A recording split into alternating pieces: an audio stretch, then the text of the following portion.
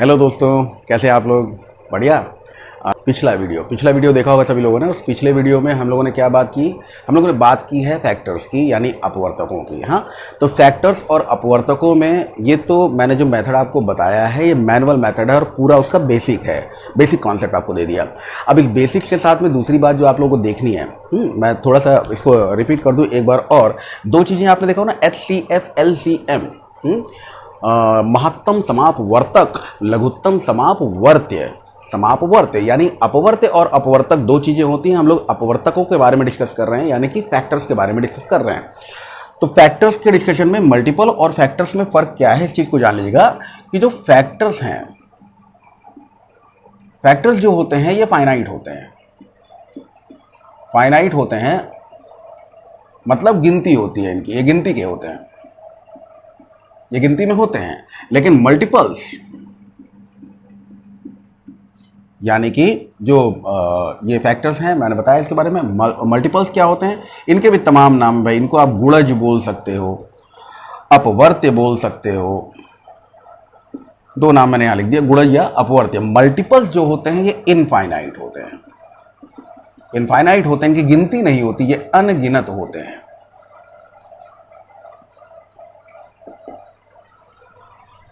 ठीक है, इनकी गिनती नहीं हो सकती, अनगिनत होते हैं। जैसे पहाड़ा हम लोग पढ़ते हैं ना, टेबल्स पढ़ते हैं, 1 1 दा 1 2 1 1 दा नहीं सॉरी 2 2 दा 2 3 दा 2 4 दा, ऐसे हम लोग पढ़ते जाते हैं ना।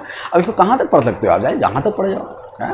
2 104 जा, 3 1000 5 जा, समझ रहे हैं? तो यहाँ पर तो कुछ भी हो सकता है ना, आप कितना भी ले सकते हो। लेकिन इसकी क्या है, इसकी गिनती है। इसमें फैक्टर्स में क्या है, जो सबसे छोटा है वो 1 है और जो सबसे बड़ा है वो वही नंबर है जिस नंबर के आप फैक्टर्स फाइंड कर रहे हो। सिंपल सी बात है।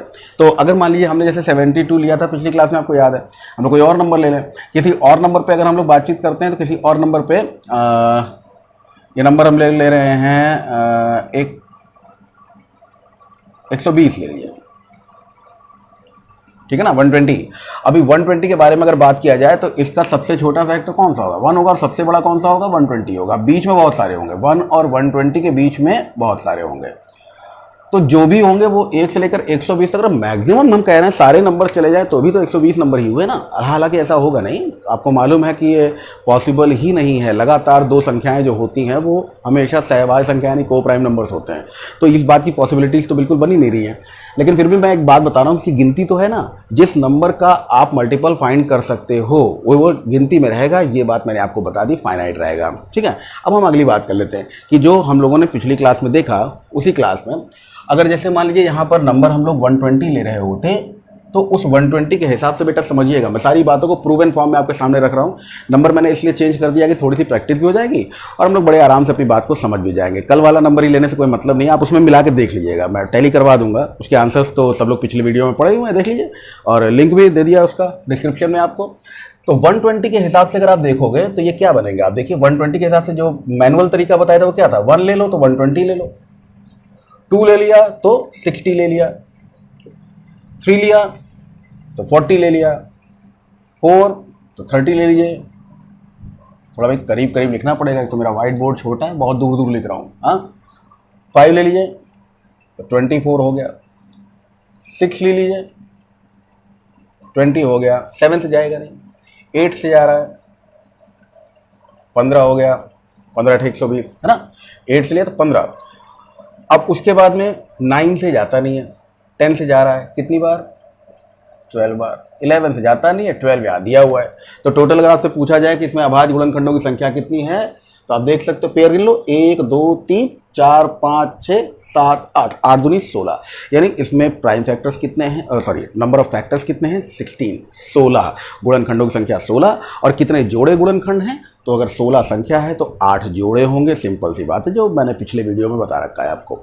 मैं अगली बात करने जा रहा हूँ। अगली बात यह है कि इसमें भैया जैसे आप लोग देख रहे हो ना, इसमें हम लोग जुगाड़ भी लगा सकते हैं, और जुगाड़ फैक्टर्स से नहीं प्राइम फैक्टर्स से आएगा। गौर से देखना, गिनती तो सब लोगों ने कर ली ना, टोटल संख्या कितनी आ गई है? तो टोटल संख्या आ गई है 16। अब इस 16 पे हम लोग और कैसे, किस रास्ते से पहुंच सकते हैं, इस पर गौर करो।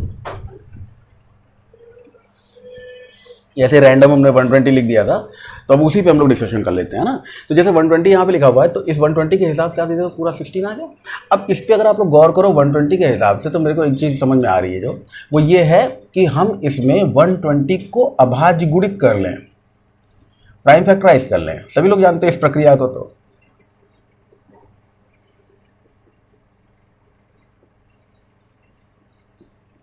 ठीक है, सबसे छोटे से शुरू करते हैं और बड़े तक जाते हैं। मेरी मैम ने मुझे सिखाया था जब छोटा था, मैं उल्टा कर दिया था, डांटा था उन्होंने, बताऊंगा नहीं, मारा भी था।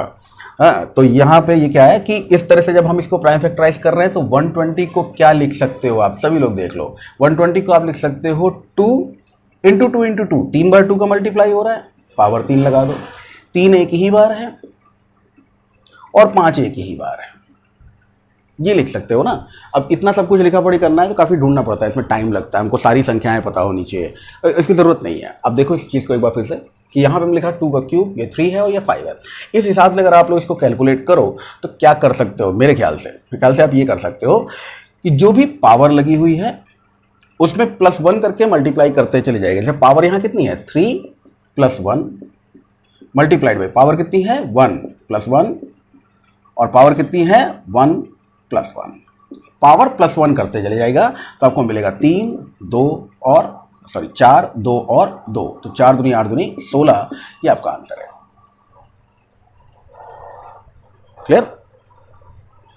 अगर आप सपोज कीजिए 72 वाली बात, जैसे कल वाले क्वेश्चन में हमने 72 लिया था, कल वाले वीडियो में। अब 72 के हिसाब से अगर आप इसको कैलकुलेट करोगे, क्या करोगे, 72 के हिसाब से पहले प्राइम फैक्टराइज कर लिया जाए।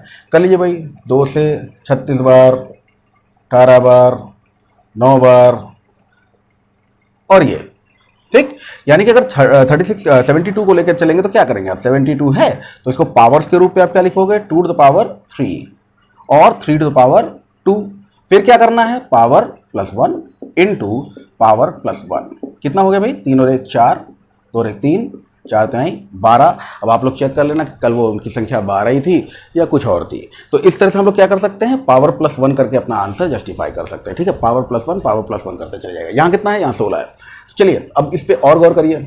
जैसे यहीं पर अगर कहा जाए कि अभाज्य गुणनखंडों की संख्या निकालनी है ना, अभाज्य गुणनखंडों की संख्या, तो अभाज्य गुणनखंडों की संख्या ये रही। इससे हम लोग क्या कर दें, पावर लगा दें, पावर में पावर +1 कर दें, गुणनखंडों की संख्या आपको पता चल जाएगी। ठीक।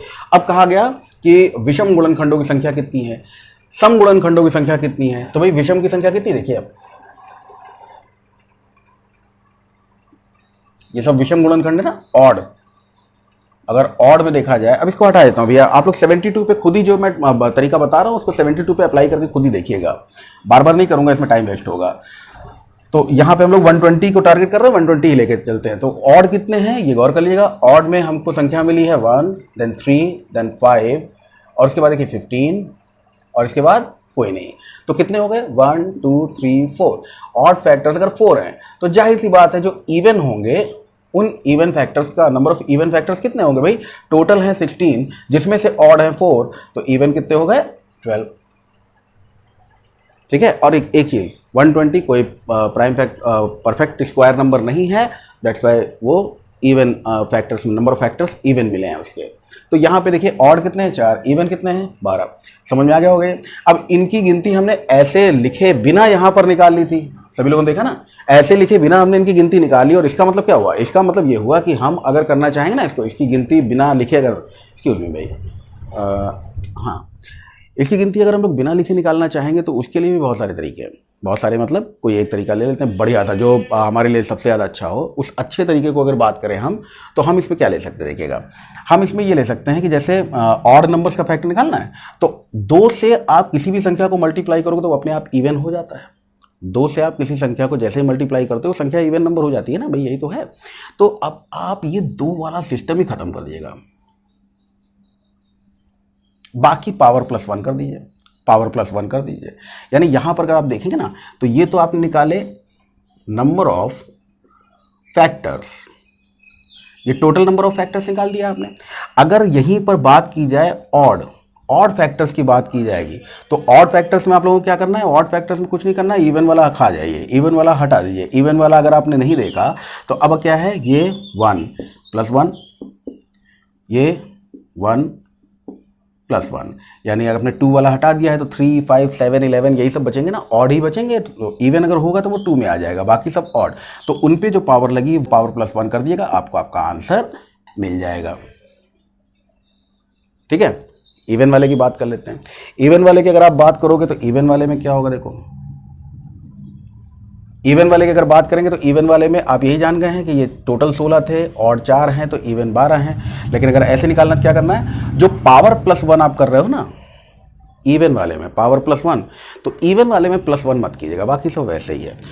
तो इवन वाले में +1 मत कीजिएगा, ये +1 आपको नहीं करना है। तो ये फैक्टर्स तो आपके सामने हैं। फैक्टर्स क्या थे, 2 to the power 3, 3 की पावर 1 और 5 की पावर 1। इसमें +1 नहीं करना है, तो हम क्या कर लें, केवल 3 लिख दें, और उसके अलावा +1 करना है, 1 + 1, और उसके अलावा 1 + 1। थोड़ा सा यार ध्यान रखना पड़ेगा, 1-2 नंबर पे प्रैक्टिस करोगे ना ये सब चीज़ें दिमाग में आ जाएंगे। थोड़ा सा गौर इस बात पे ही करना है कि अगर इवन नंबर के सारे फैक्टर्स निकालने हैं तो हमें पावर +1 नहीं करना, क्योंकि 1 नहीं लाना है हमें, है ना, वो भी ऑड नंबर होता है। इवन लेने तो 1 नहीं लाना है, 1 नहीं लाना है तो इसे +1 नहीं करना है।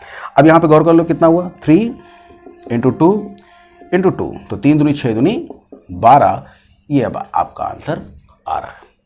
ठीक है, बिल्कुल इसी तरह से इनके योगों की बात करते हैं। 22 वाले में जो हम लोगों ने किया था वो मैंने बिगाड़ दिया है, चेक कर लेते हैं। जैसे 72 है, तो 72 में हमने आपसे कहा था कि 72 के जो फैक्टर्स होते हैं उसके हिसाब से अगर बात किया जाए तो 2 × 2 × 2 × 3 × 3। तो यहाँ पर अगर 72 के बारे में बात हम लोग कर रहे हैं तो इसमें क्या कर सकते हैं, देखिए ये जो 2 × 2 × 2 और 3 × 3 है, इसके आधार पर हमने क्या कहा था कि गिनती पे आप पावर्स लगा लोगे। तो 2 का क्यूब मिल रहा है और 3 पे पावर 2 मिल रहा है। अगर इनकी संख्या निकालनी है, नंबर निकालने हैं, तो नंबर निकालने में आपको क्या करना है, +1 +1। ठीक है, तो ये 3 और 1 4 हो गया, और 4 3 12 हो गया, संख्या आ गई 12। अगर इवन का निकालना है तो इवन के लिए आपको क्या करना होगा, इस वाले 2 वाले में जो +1 हम लोग कर रहे हैं वो नहीं करेंगे, हाँ। और जो ऑड वाला है यानी 3 बेस देखिएगा, पावर मत देखिएगा, बेस 3, तो इसमें जो पावर 2 लगा हुआ आप देख रहे हो, इस वाले पावर पे 2 पर +1 कर लोगे। तो ये कितना हो गया, 2 और 1 3 हुआ, 2 + 1 3 हुआ, और 3 3 9 हो गया। इवन कितने हो गए, 9 हो गए, यानी 3 × 3। अब ये आप देखते हो कि अगर नंबर है 12, इवन है 9, तो ऑड कितने होंगे भाई साहब, ऑड जो होंगे वो अपने आप में 3 होंगे। चलो नहीं, तो क्या करना होता है, जो इवन वाला है उसको हम लोग रिमूव कर लेते हैं, इवन वाला हटा दो। अब बचा क्या, बेचारा अकेला, कौन सा, 3 ऑड वाला, इसमें क्या करना है, पावर +1 कर देना है। तो 2 + 1 कितना हुआ, 3, ऑड हो गए 3। पूरी बात क्रॉस चेक है। ये बेटा एक ऐसा चीज़ है ना जिसमें हमारी ज़रूरत आपको नहीं है, एक बार पूरा समझ लो सिस्टम, खुद ही नंबर मैनुअली देखो, गिनो, जोड़ो, और उसके बाद देखो फॉर्मूले पे आंसर आ रहा है कि नहीं आ रहा है। 2 या 3 नंबर्स, मैं नंबर्स भी लिख दूंगा आपको, ये भी सोचो ना कौन सा नंबर लें कौन सा नहीं, मैं 1-2 नंबर्स लिख दूंगा, उन पे आप चेक करना और अपना आंसर कमेंट बॉक्स में देना। आप पाओगे कि आपको ये चीज़ पूरी तरह से आ चुकी है। क्यों, क्योंकि आपने पहले इसका कॉन्सेप्ट समझा और बाद में किसी जुगाड़, किसी ट्रिक का सहारा लिया। एक बात रह रही है जिसको मैं अगले वीडियो में कवर करूँगा, वो अगली बात ये रह रही है जो बच रही है कि इसी तरह से इनके योगों पर भी फॉर्मूला यानी सम्स पे भी फॉर्मूला बनाया जाता है। आज के लिए इतना ही रखते हैं, ठीक है, थैंक यू।